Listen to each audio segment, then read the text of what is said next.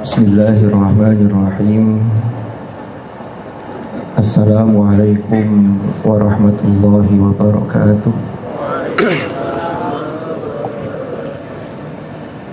Alhamdulillahi wa kafa wa salamun ala ibadihi alladhina astafa, amma ba'd. Yang sama-sama kita hormati, kita ta'zimi yang terhormat Mudir Pusat Ma'had Al-Jami'ah Dr. Kiai Ahmad Izzuddin MHI, yang sama-sama kita hormati jajaran atau Dewan Pengasuh Ma'had Sunan Ampel Al-Ali atau Pusat Ma'had Al-Jami'ah Uin Maulana Malik Ibrahim Malang.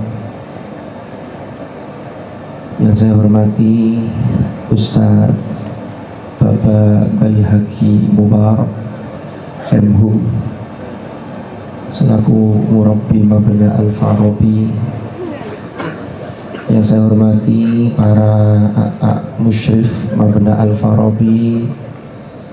Yang saya hormati Presiden Muharrik dan juga semua jajaran Muharrik di Mabna Al-Farabi. Dan tidak lupa seluruh santri Mabna Al-Farabi masa tahun akademik 2024-2025. Alhamdulillahirabbil alamin. Di depan Mabna, di halaman terbuka ini pada malam hari ini kita bisa melaksanakan acara dalam rangka mendownload rahmat Allah Subhanahu wa ta'ala. Mudah-mudahan dengan acara outdoor ini, tadi istighotsah yang dipimpin oleh Mas Dimas tadi, ini rahmatnya ini turunnya tanpa halangan. Karena kalau di Mabna itu kan masih ada lantai, ada payonnya, ada cor-corannya. Kalau ini kan langsung. Mudah-mudahan dengan turunnya rahmat ini, maka menjadikan perjalanan kita dalam menuntut ilmu, di dalam menjalani kehidupan di dunia ini, senantiasa urusan kita dimudahkan oleh Allah, termasuk dalam urusan menuntut ilmu, sehingga ilmu kita dianugerahi oleh Allah ilman nafi'an mubarakan fid dini wad dunya wal akhirah. Amin ya rabbal alamin. Salawat dan salam semoga tetap terlimpah curahkan kepada junjungan kita Nabi besar Muhammad sallallahu alaihi wasallam, yang dengan risalah yang dibawa oleh beliau kita menjadi tahu mana yang hak dan mana yang batil. Kita diberitahu jalan minadh dhulumat ilan nur. Para mahasantri yang kami banggakan, ini insya Allah tidak lama, karena kalian sudah persiapan besok UAS Ma'hadi. Hari ini tidak ada UAS juga ya, bahasa nih. Sudah. Tinggal besok UAS Ma'hadi, yaitu taklim Al-Quran. Alhamdulillah, walaupun tadi saya sudah bertanya ke Murabbi, ini rupanya ada beberapa teman-teman kita mahasantri ini yang tidak bergabung di acara malam ini. Karena mestinya kalau bergabung semua itu, saya masih ingat dulu ketika ta'aruf pertama itu, ta'aruf Mabna itu full sampai belakang. Ini memang trennya itu begitu ya. Jadi kalau dulu sampean di awal-awal masuk itu PKPBA masuk jam 2, itu sampai jam 2 kurang 15 itu sudah ramai berangkat. Sekarang itu masuknya jam 2, tapi kadang setengah 3, jam 3, adzan asar ono yang melaku lewat seperti itu. Saya tidak tahu tren ini sejak kapan, tetapi memang faktanya begitu. Di masjid juga begitu.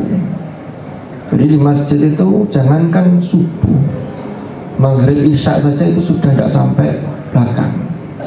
Bahkan kalau subuh itu kadang-kadang ada yang tidak tahu itu. Kalau sekarang mungkin kadang-kadang itu ada yang jagongan di depan Wisma Takmir. Ya, padahal yang lain itu masih baca Al-Wirdul Latif dan lain sebagainya. Saya sih tidak hafal satu persatu dari Mahasantri Al-Farabi, tapi mudah-mudahan tidak ada di antara Mahasantri Mabena Al-Farabi, karena Mahasantri Al-Farabi semuanya berada di dalam masjid ketika pelaksanaan ibadah, sholat, dan juga wirid sampai selesai. Para mahasantri rahimakumullah, acara-acara seperti ini, seperti kita istighothah, lalu khatmil Quran, ini memang penting kita lakukan. Karena ketika kita ini sedang dalam proses menuntut ilmu, walaupun yang kata Cak Lontong itu jangan menuntut ilmu, karena ilmu tidak bersalah, sehingga jangan dituntut, ya mencari ilmu lah. Dalam proses mencari ilmu, maka memang harus disupport dengan hal-hal yang bisa mendukung ke arah sana. Makanya kata para sufi, ilmu itu kalau yang zahir, yang dipelajari, itu namanya dirosah. Makanya sampai kalau nulis sirah dzatiyah, kalau yang jurusan PBA atau BSA di sini tapi nggak ada BSA, itu di riwayat hidup penulis itu di belakang itu ada tsumma wasala dirosatahu, mau begitu, melanjutkan studinya. Dirosa itu maknanya studi. Jadi dirosa itu tidak cukup mendownload ilmu Allah itu hanya dengan dirosa. Dirosa itu perlu, tapi ini harus disupport dengan yang lain. Ya. Apa yang mensupport itu? Itulah yang kata para tokoh sufi itu disebut dengan wirotha. Yes. Apa wirotha itu? Sampai kalau doa, Rabbi zidni ilma, tutukannya apa? Warzuqni fahma. Kalau dalam level Rabbi zidni ilma, ya Allah tambahkanlah kepadaku ilmu, itu dalam aspek dirosah. Sama ilmu itu akan nambah dengan cara baca, mengerjakan tugas, sehingga awalnya tidak tahu, tidak bisa, kemudian jadi bisa. Tapi ada yang lebih penting dari itu, bagaimana kita ini warzuqni fahma. Ilmu itu yang paling tinggi, tujuannya untuk apa sih? Ilmu itu kalau sudah kalian peroleh, maka yang tertinggi itu adalah bagaimana kita mengambil, bisa memetik hikmah dari ilmu itu. Nah, orang kalau sudah bisa memetik hikmah, inilah namanya dia mendapatkan wirotha. Berarti kalau wirotha itu sudah warzuqni fahma, artinya pemahamannya itu sudah menyatu, sehingga nanti berimbas pada perilakunya. Itulah yang dalam Al-Quran di surah Fatir Allah berfirman, innama yakhshallaha min ibadihil ulama. Jadi orang berilmu itu rasa khasyahnya itu semakin kuat. Kenapa? Karena dirosahnya katut, wirosahnya juga katut. Lah wirosah itu salah satunya disupport dengan kayak begini. Jadi orang itu tidak cukup hanya mengerjakan tugas, pokoknya saya nyel belajar bro. Urusan kita itu tidak hanya urusan di dunia, tapi bagaimana nanti di akhirat, sehingga ilmu itu harus mampu mengantarkan kita menuju keselamatan dan kebahagiaan dunia dan akhirat. Ini yang paling penting. Maka ini kalau yang kelas tafsir mungkin sudah baca tafsir yang sudah diajarkan itu. Ketika dalam penafsiran surah Al-Alaq, Iqra bismi rabbikal ladzi khalaq, khalaqal insana min 'alaq, Iqra wa rabbukal akram alladzi 'allama bil qalam 'allamal insana ma lam ya'lam. Itu di wahyu pertama itu, 5 ayat pertama itu. Yang terulang itu ada pertama kata Iqra. Terus yang kedua ada 'allama. Apa maknanya ini? Ini menunjukkan satu dorongan yang kuat bahwa orang itu di dalam menjalani kehidupan itu betul-betul harus Iqra. Ya.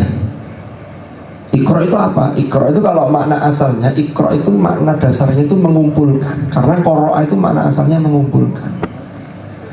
Sehingga apapun boleh dan harus kalian baca, tapi syaratnya harus bismi rabbika. Dan itu diulang 2 kali, Iqra wa rabbukal akram. Berarti bacalah wa rabbukal akram, dan Tuhanmu yang maha pemurah, yang maha mulia.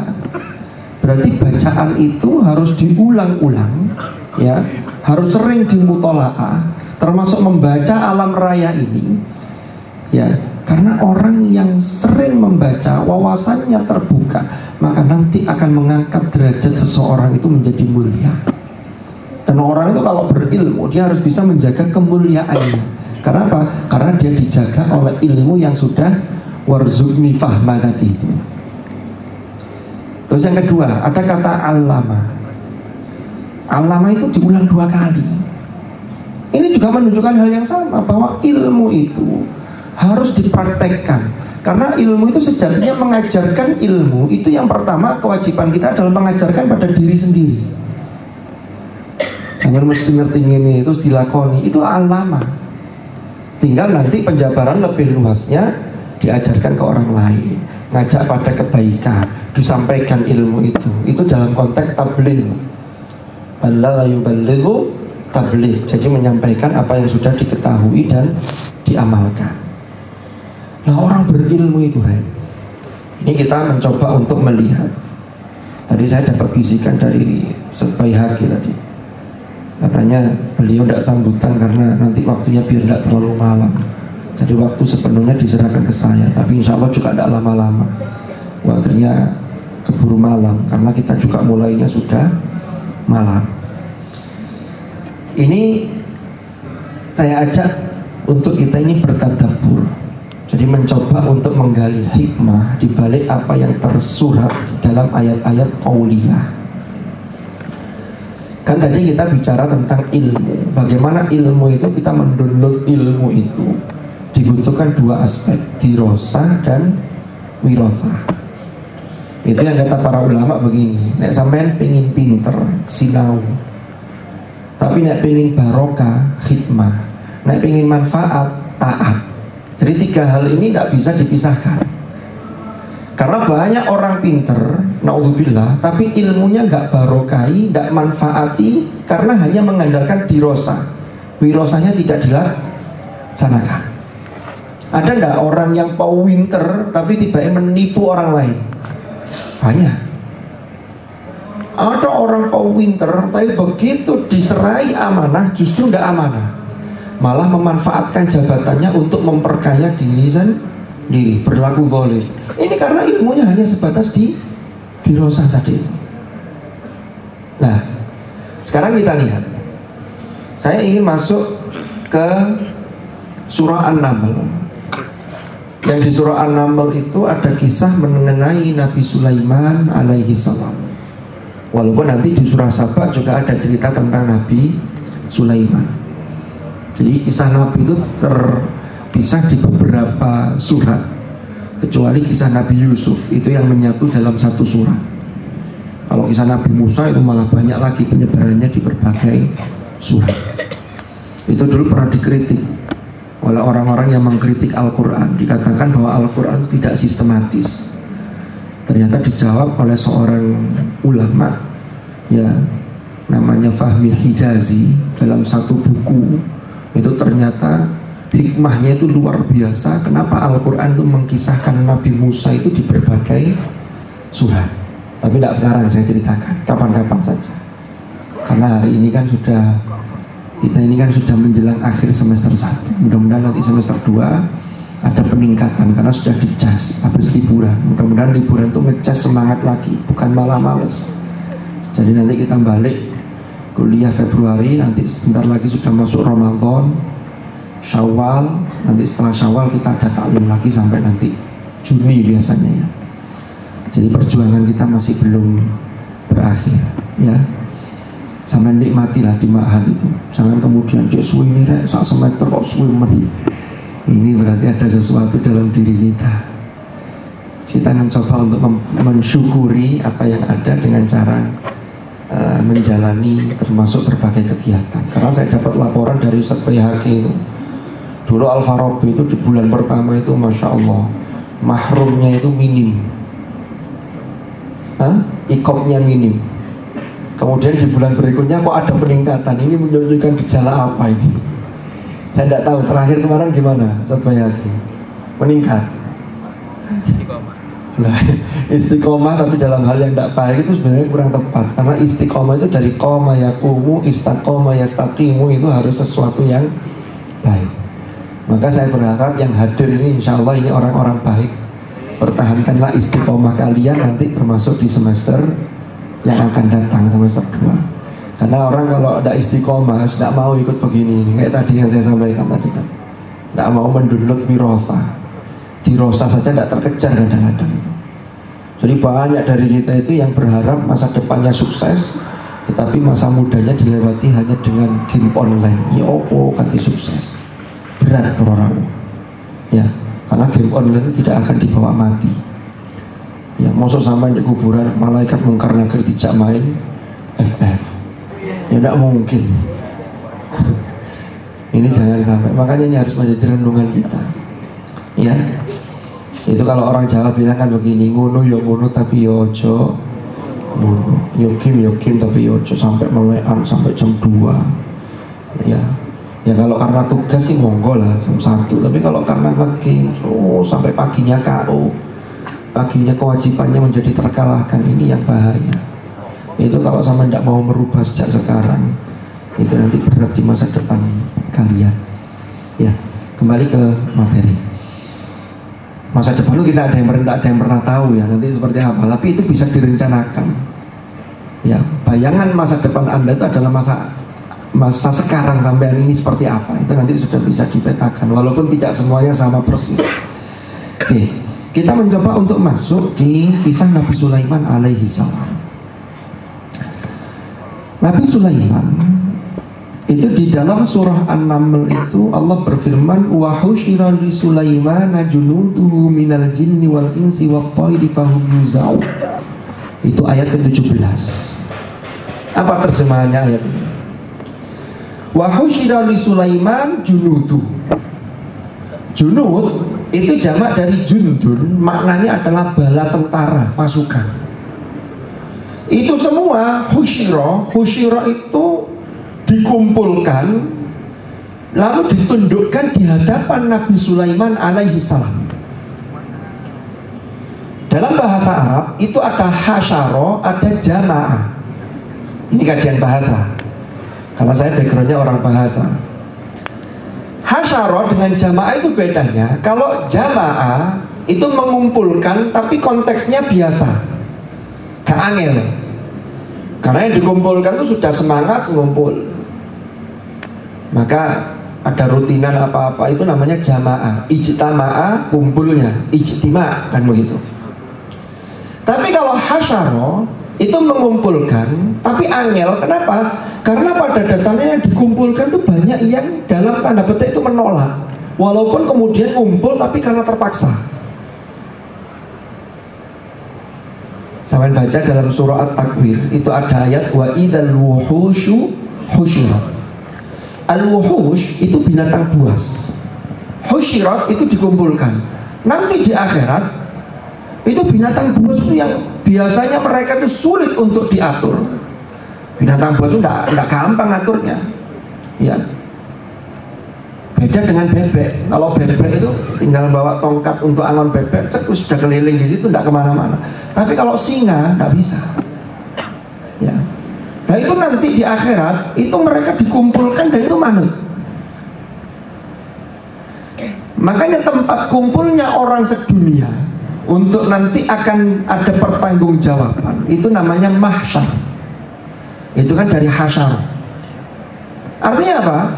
Orang yang tidak baik itu maunya dia itu ngeri, dia maunya lari sejauh-jauhnya, tidak mau ngumpul di situ. Kenapa? Karena dia tahu di sini akan mempertanggungjawabkan apa yang pernah dilakukan ketika di dunia. Tapi kan tidak bisa lepas. Nah, Nabi Sulaiman itu bala tentaranya itu banyak. Wa husyira li Sulaimana junuduhu minal jinni wal insi wat thair. Loh, bala tentaranya itu terdiri dari golongan jin, terdiri dari golongan manusia, terdiri dari golongan binatang. Hanya yang disebut di sini adalah burung, tetapi yang dimaksud ini adalah binatang.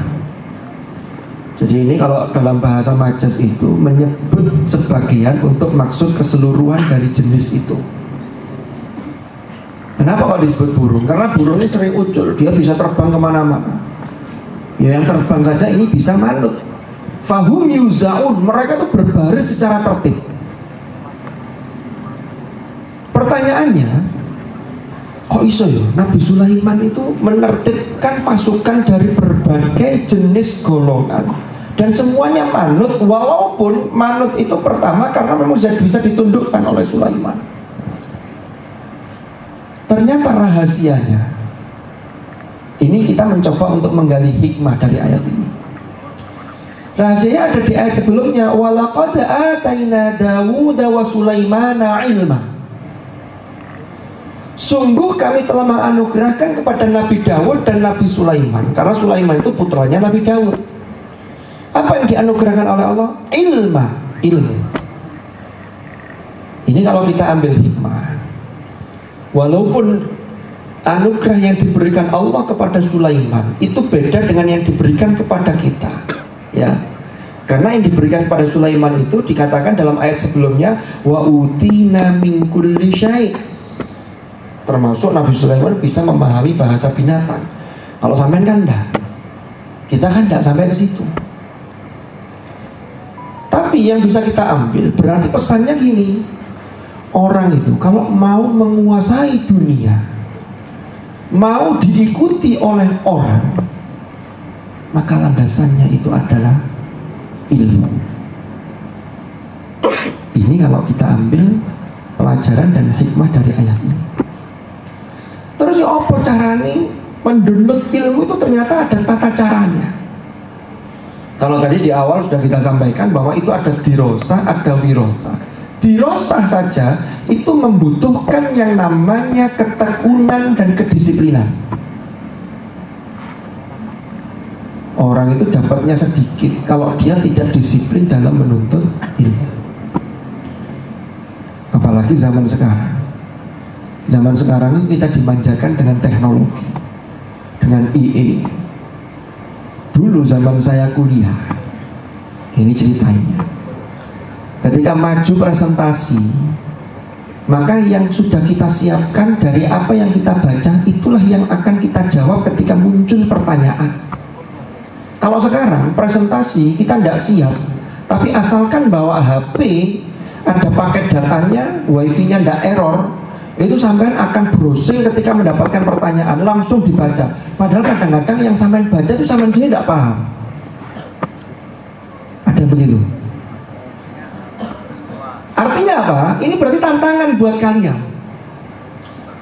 Loh, kalau dulu itu orang presentasi itu betul-betul siap. Kenapa? Karena kalau tidak bisa ya sudah, berarti tidak bisa. Mohon maaf, kami belum tahu jawaban itu. Kalau sekarang semuanya bisa menjawab, tapi atas bantuan apa tadi? Entah di IE lah, entah di Google lah. Sampai buka terus diwocok. Tapi dosen sampean tahu, oh ini arah ini paham, arah ini gak paham. Kalau tidak paham itu terlihat jawabannya itu kering, hanya membacakan seperti orang baca berita. Tekstual gitu. Kan kalau orang paham itu kan kontekstual, tidak tekstual. Berarti wirosahnya kan warzuk, difahmannya kan dapat. Kalau ini itu hanya aspek luarnya. Nah, sekarang begini kan. Untuk mencapai dirosah saja itu harus dibutuhkan kedisiplinan. Saya nanti akan melanjutkan cerita ini sampai pada ayat, walaupun tak singkat ya, tidak mungkin kita rinci satu persatu karena nanti terlalu malam waktunya. Sampai bagaimana ketika Nabi Sulaiman itu menantang pasukannya, siapa yang bisa mendatangkan singgasana atau arsy-nya Ratu Balkis itu di hadapan Nabi Sulaiman, yang paling cepat siapa? Itu sama, landasannya adalah ilmu. Sekarang kita lanjutkan. Nabi Sulaiman itu orang yang menegakkan kedisiplinan yang luar biasa. Karena di setiap apel, setiap halaqah, setiap pengajian, itu beliau selalu mengontrol dan memantau mahasantrinya. Mana buktinya? Ayat ke 20. Allah berfirman, وَتَفَقَّدَ الطَّيْرَ فَقَالَ مَا لِيَ لَا أَرَى الْهُدْهُدَ أَمْ كَانَ مِنَ الْغَائِبِينَ. وَتَفَقَّدَ الطَّيْرَ. Tafaqqada itu melakukan inspeksi. Inspeksi itu pemeriksaan mendadak. Itu untuk menguji, walaupun setiap hari itu sudah ada absen. Inilah landasan dalam Al-Quran. Mengapa taklim sampean itu dibutuhkan presensi? Mengapa jamaah sampean itu harus di absen, ada presensi dan seterusnya? Ini Nabi Sulaiman yang menegakkan ini. Makanya sampean jangan protes. Ini kan taklim kan nanti pinter-pinter saya. Kalau saya tidak pinter kan urusan saya. Kenapa kok di absen? Loh, lembaga dalam hal ini ma'had yang kemudian dalam pelaksanaannya dikawal oleh AA musyrif dan juga murabbi di mabna masing-masing itu mengawal sistem ini, sehingga nanti sampai ada ikop. Oh, absennya sekian, kena ikop berat, ikop sedang, ikop ringan. Itu untuk menegakkan disiplin agar dirosah sampai itu betul-betul baik gitu. Nabi Sulaiman itu ketika absen pasukannya, ternyata yang beliau lihat tidak hadir itu siapa? Di kalangan burung ada burung namanya burung hudhud. Nabi Sulaiman mengatakan begini, maliyala arol hudhud amkana minal ghaibin. Setelah hudhud itu nanti apakah dia ghaib? Ketidakhadirannya ada keterangan enggak? Apakah sakit? Ada keterangan dokter atau keterangan dari tukang pijat umpama, atau kan tidak ada? Ternyata absen itu berpengaruh pada konsekuensi. Apa kata Nabi Sulaiman? La u'adzibannahu aw la adzbahannahu aw la ya'tiyanni bisultanin mubin. Wes gini. Kalau memang hudhud ini nggak hadir, gitu ya, tidak ada alasan yang bisa dipertanggungjawabkan. Saya akan memberikan hukuman iqab. Ya, ini yang pertama yang disampaikan Nabi Sulaiman itu iqab sedang. La u'adzibannahu, tak kayak iqab. Nanti bentuknya seperti apa? Tapi kalau alasannya tidak kuat sama sekali, dia datang alasannya setengah kuat, tadi dapat iqab sedang. Kok dia datang tidak ada alasan? Aula adzbahannahu. Ini yang ketat, ini yang berat ini. Atau pilihan yang ketiga, dia bisa tidak mendapatkan iqab, tapi syaratnya aula ya'tiyanni bisultanin mubin. Argumentasinya kuat. Oh sakit, ya sudah, kalau sakit ya berarti dia tidak mendapatkan iqab, karena orang sakit kan tidak bisa milih. Oh dia harus begini, dia izin beberapa hari ada informasi, ya sudah tidak kena iqab, kan begitu. Tidak lama kemudian setelah di absen itu hudhud datang, famakatha ghayra ba'id. Jadi tidak lama setelah itu hudhud datang. Kemudian dia mengatakan, faqal ahadtu bima lam tuhitu bihi wa ji'tuka min saba'in binaba'in yakin. Rupanya hudhud ini sudah merasa ketika dipanggil itu, kemudian dia memberikan alasan. Sama kayak sampean kan kalau dipanggil itu kan mesti alasan. Cuma alasannya ada alasan beneran, ada yang alasan yang dibuat. Kalau hudhud ini rasanya beneran. Sampai dia menyampaikan, oh saya mendapati ada ratu perempuan yang kekuasaannya luar biasa, tapi mereka ini, dia ini dan anak buahnya ini, rakyatnya itu menyembah matahari. Terus singkat cerita ini, Nabi Sulaiman ini titip surat kepada Hudhud untuk disampaikan kepada Ratu Balqis. Ini kisah ini sudah banyak dan sampai sudah paham sekali. Ya, setelah surat itu diterima, Ratu Balqis mengumpulkan para pembesar-pembesarnya, para ajudan dan menteri-menterinya dikumpulkan. Kemudian minta pertimbangan. Ternyata mereka sepenuhnya menyerahkan keputusan pada si Ratu Balqis ini. Ada yang menarik di ungkapan dalam Al-Quran itu. Ada statement Ratu Balqis itu mengatakan begini, qala. Ini ada di paling bawah ayat ke-35 di surah An-Naml. Kata-katanya begini, diabadikan dalam Al-Quran.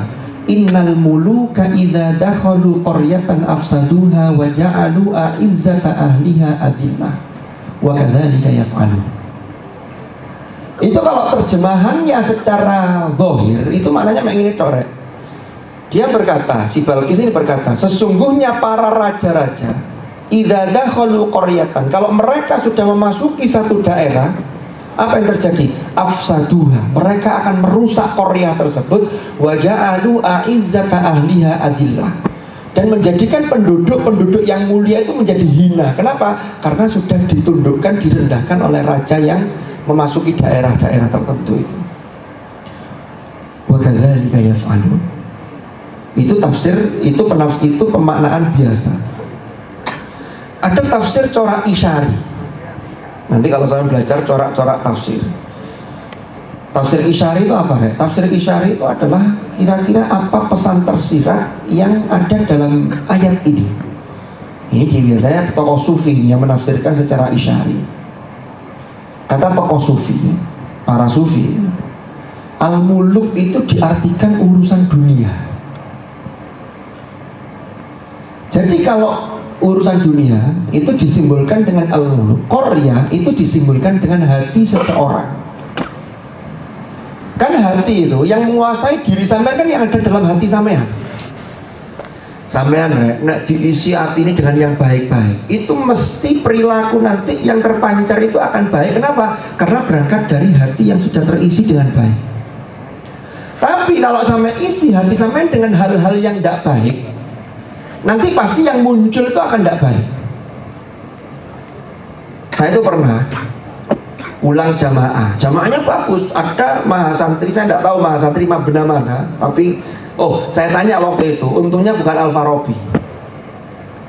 Berdua dengan temannya sambil megang HP, sambil jalan dari masjid itu nge-game online, FF atau ML, wallahu a'lam. Ngobrol sama temannya dia ini. Setiap omongan yang keluar itu pasti ditutup dengan kata-kata, mohon maaf, CUK. Waduh, ini CUK, ini CUK. Kenapa kok sampai muncul begitu? Karena hatinya itu sudah dikuasai oleh hal-hal yang tidak baik, sehingga yang muncul itu tidak baik. Wes salah. Sampai delok konco-konco sampai napa benar. Sing titik-titik ngomongnya welek, titik-titik ngomongnya meso, titik-titik ngomong itu mesti dia terisi dengan hal-hal yang tidak baik, itu jauh lebih banyak dibanding hal-hal yang baik. Saya ambil contoh. Kan perilaku kita, apa yang kita omongkan, itu kan tergantung teko itu isinya apa. Nek ono kotoran titik, maka nanti boleh jadi katut keluar, tapi tidak banyak. Tapi kalau sengaja, umpama air kita ini kan kadang-kadang pas metu brul gitu kan, kotor hitam ya. Kemudian sama isi di teko itu, maka setiap menuangkan teko itu mesti isinya mesti ono kotoran ireng-ireng itu. Makanya kata para ulama sufi begini, innal muluka idza dakhalu qaryatan. Kalau hati seseorang itu sudah dikuasai oleh perilaku-perilaku keduniaan, termasuk hati sampean sudah dikuasai oleh game-game online itu, atau pinjaman online, atau judi online, naudzubillah, itu mesti pikiran sampean akan mengarah ke sana terus. Kenapa? Afsaduha, karena itu akan merusak hati sampean. Lanjutannya ingat, wa ja'alu a'izzata ahliha adillah. Nanti urusan-urusan dunia itu yang sudah merusak hati sampean itu akan menghinakan diri sampean, yang padahal sampean itu terlahir mulia.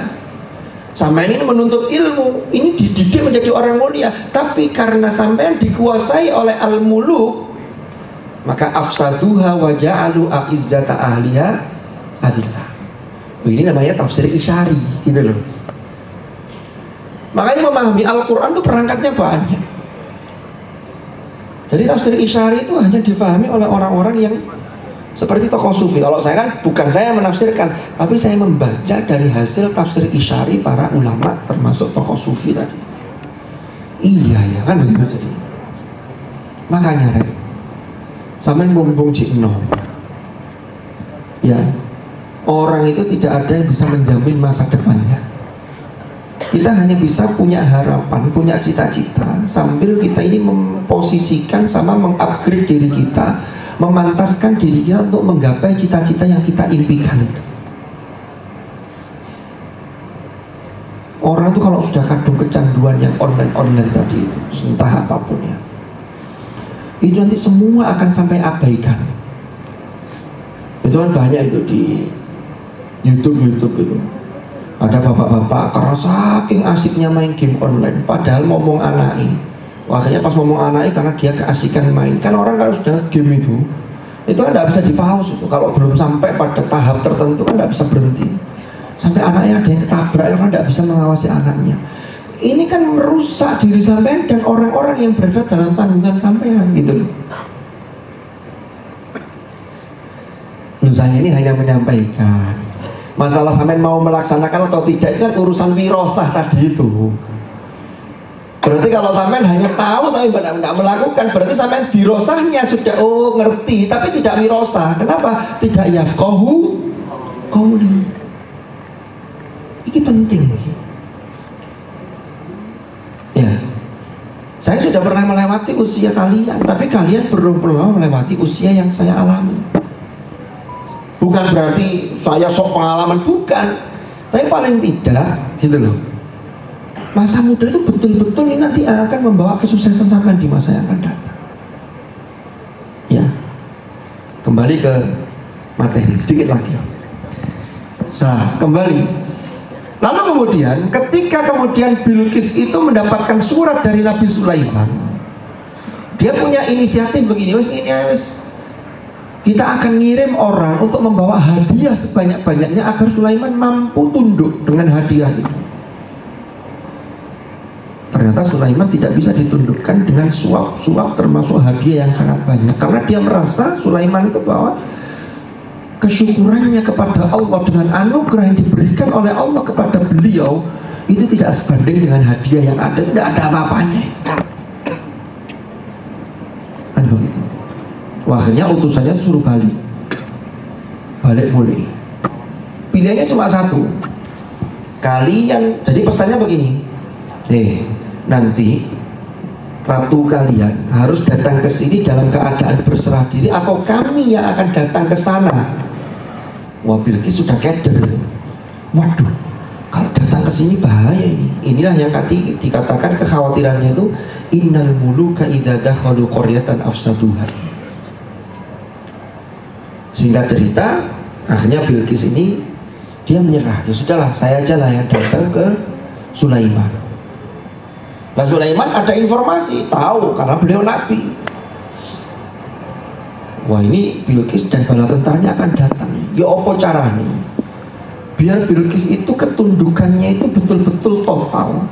Maka Nabi Sulaiman itu menantang kepada anak buahnya itu, siapa di antara kalian yang mampu memindahkan singgasana atau kerajaannya Bilqis itu di hadapanku, yang paling cepat siapa? Nabi Sulaiman mengatakan begini, ya ayyuhal mala'u ayyukum ya'tini bi arsyiha qabla an ya'tuni muslimin. Sebelum mereka datang kepadaku dalam keadaan berserah diri. Sampai lihat siapa yang angkat tangan pertama. Qala ifritun minal jin. Ada jin namanya Ifrit. Dia mengatakan begini, ana atika bihi qabla an taquma min maqamik. Ngeten Nabi Sulaiman, saya siap membawa istananya Bilqis di hadapan panjenengan sebelum panjenengan berdiri dari singgasana panjenengan. Wah, kesuwen. Ternyata dalam tafsir itu begini. Di tafsir Ibnu Katsir, tafsir Al-Qur'anil Azim, itu dijelaskan Nabi Sulaiman itu punya kebiasaan sejak pagi beliau itu duduk di singgasana beliau itu untuk urusan umat, untuk urusan perkara memutuskan hukum dan seterusnya, itu sampai pada waktu zawal. Jadi sampai zuhur, berarti setengah hari. Berarti ketika Ifrit mengatakan saya akan memindahkan sebelum engkau beranjak dari singgasanamu, itu berarti butuh waktu setengah hari. Itu loh. Bukan berarti langsung ngaduk kan cepet, bukan. Ini nunggu setengah hari. Apa jawab Nabi Sulaiman? Wah, kesuwen. Ada nggak siapa yang lebih cepat lagi di antara kalian? Padahal Ifrit itu ketika mengajukan dirinya, dia ini melabeli dirinya, mengatakan dengan wa inni alaihi laqawiyyun amin. Inilah yang kemudian oleh para ulama diambil sebuah hikmah dari ayat ini. Orang itu akan bisa mengambil kesempatan. Landasannya itu adalah ilmu, iya. Karena memindahkan dalam sekejap itu butuh ilmu. Terus yang kedua apa? Qawi dan amin. Jadi modal kalian, sampai belajar di ma'had, kuliah, nanti di masyarakat, 3 hal ini jangan sampai lepas dari diri kalian. Apa itu? Pertama ilmu. Yang kedua qawi.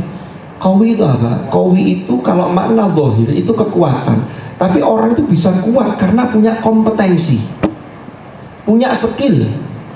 Orang tidak bisa survive, tidak kuat karena kalah dengan yang lain. Mungkin skillnya lemah, kompetensinya lemah. Ada soft skill, ada hard skill, kan begitu. Soft skill, umum bicara tentang kebahasaan, maka ada maharot, kan begitu.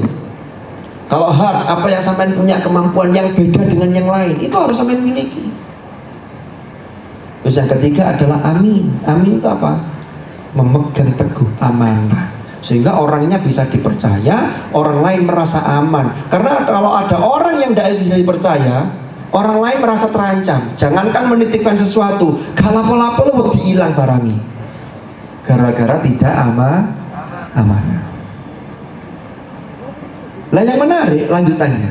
Maka ini kalau kita kontekskan, sampai lihat rincian ayatnya tadi. Kan tadi Nabi Sulaiman itu kan sidak, ngabsen ya. Yang tidak ada kan hudhud. Berarti kan ifrit dari golongan jin kan hadir, aktif. Pesannya ini ya. Nek sampean dirosanya pingin betul-betul baik, maka disiplin dalam menuntut ilmu, termasuk di dalam taklim dan kegiatan yang lain yang mendownload, mensupport untuk wirasa, itu harus dilakukan, gitu loh. Jadi kalau ngaji tafsir aktual, coba sampean angen-angen dewi. Terus lanjutannya ini. Setelah ifrit itu, padahal ifrit itu modalnya tadi 3, ilmu ada, qawi ada, amin ada. Ternyata ada yang lebih cepat lagi di ayat berikutnya dalam firman Allah, qala alladzi 'indahu 'ilmun minal kitab. Kemudian berkata, seseorang yang dia memiliki ilmu, pemahaman yang baik terhadap kitab. Zaman itu kitabnya Taurat. Dia mengatakan apa? Ana atika bihi qabla an yartadda ilaika tarfuk. Nabi Sulaiman, insya Allah kula saged mendatangkan singgasana Ratu Bilqis itu, ya, cukup saketipan jenengan ketep singgasananya sudah di hadapan jenengan. Ini berarti lebih cepat dibanding ifrit tadi kan? Kalau ifrit butuh waktu berapa? Setengah hari. Sampean lihat, sampean amati ayatnya. Qala allazi 'indahu 'ilmun. Ifrit punya ilmu, tapi di sini disifati 'indahu 'ilmun, berarti keilmuannya levelnya lebih tinggi. Sehingga pesannya, orang itu kalau ilmunya baik, ilmunya mendalam, dia punya kesempatan lebih untuk melakukan sesuatu yang lebih cepat dibanding yang lain. Kalau ilmu pas-pasan, aduh, sampean sih, aku gak iso, sampean sudah ngeri duluan itu. Maka mumpung sampean masih muda ini di sini dikatakan qala allazi 'indahu 'ilmun minal kitab, tidak disebut namanya. Kalau ifrit sebut nama, sebut golongannya. Dalam penafsiran dijelaskan, ada yang menafsirkan ini dalam Ibnu Katsir, riwayat Mujahid itu menyatakan ini namanya adalah Asif bin Barkhia, ada yang baca Barkhoya. Itu adalah katib atau sekretarisnya Nabi Sulaiman. Walaupun ada ulama yang mengatakan iku sakjane duduk sopo-sopo, iku Nabi Sulaiman dhewe sing iso ngono iku. Kenapa? Karena wa utina min kulli syai'. Kami dianugerahi min kulli syai'. Segala sesuatu, tapi dikasih min untuk menunjukkan bahwa segala sesuatu walaupun banyak, tapi kalau dibandingkan dengan miliknya Allah itu masih min, masih bagian. Makanya manusia itu wa ma utitum minal ilmi illa qalila. Yes. Jadi qala alladhi indahu ilmun minal kitab ana atika bihi qabla an yartadda ilaika tarfu. Terus menunjukkan kesyukuran yang luar biasa. Orang itu kalau ilmunya tinggi dan bisa menggapai hikmah karena wirathahnya sudah dapat, endingnya itu menjadi pribadi yang bersyukur. Makanya ketika singgasananya sudah di hadapan Sulaiman, beliau mengatakan hadza min fadli rabbi liyabluwani aashkuru am akfur. Jadi ini kisah-kisah di dalam Al-Quran yang bisa kita download untuk kita petik hikmah bagaimana kita ini belajar di ma'had secara serius. Jadi mudah-mudahan kita bisa menggali hikmah, karena orang yang diberi hikmah itu sesungguhnya diberi oleh Allah kebaikan yang banyak. Wa may yu'tal hikmata faqad utiya khairan katsiran. Kan begitu. Yu'til hikmata may yasha. Allah memberikan hikmah pada orang yang dikehendaki. Tapi kan kita ini harus memposisikan ya apa caranya awake dhewe menjadi orang yang dikehendaki oleh Allah. Karena Allah itu tergantung hambanya. Hadis qudsi mengatakan ana inda dhanni abdi bi. Saya itu tergantung persangkaan hambaku terhadap diriku. Sampai kalau persangkaannya baik, maka nanti perilakunya akan baik. Karena persangkaan itu akan muncul ke level berikutnya, dan itu akan membangun sebuah karakter dalam diri kita masing-masing. Ya, maka dari itu di penghujung semester 1 ini kita pekan depan sudah melaksanakan UAS di reguler, di fakultas, di prodinya masing-masing. Setelah itu kita akan liburan. Jadi pesan saya yang pertama, mudah-mudahan ketika di akhir semester ada ketidaksemangatan, maka mudah-mudahan nanti di awal semester depan kita betul-betul bisa semangat lagi dalam menuntut ilmu. Dan ini waktu yang tersisa ini kita semangat lagi. Ya, karena kalau semangat itu kita tunda, nanti pasti ujung-ujungnya itu kita tidak akan semangat. Karena setan tuh bisa menggoda lewat sesuatu angan-angan kosong. Ono arek kate sregep. Jadi setan ini awak menuju semester 1, nyantai lah masih semester 1, tugas lain masih banyak, kegiatan ma'had banyak, tidak usah serius-serius amat. Nanti tiba-tiba semester 7, sampai semester 7 tiba-tiba berpikir, waduh, saya ini mau neliti apa skripsi saya ini, bingung. Keilmuan ini tidak paham, keilmuan ini bingung, keilmuan ini ngeblank dan seterusnya. Itu yang dirasakan biasanya gara-gara tidak menjaga stabilitas sejak awal, termasuk kedisiplinan dalam dirosah, sekaligus harus disupport dengan wirofah. Wis, muka-muka sampean kabeh ilmu ini manfaat, muka-muka urip barokah, dan yang paling penting muka-muka selamat dunia akhirat. Saya kira itu mudah-mudahan manfaat. Wallahul muwaffiq ila aqwamit thoriq. Hadallahu iyyakum ajma'in. Al-afwa minkum. Assalamualaikum warahmatullahi wabarakatuh.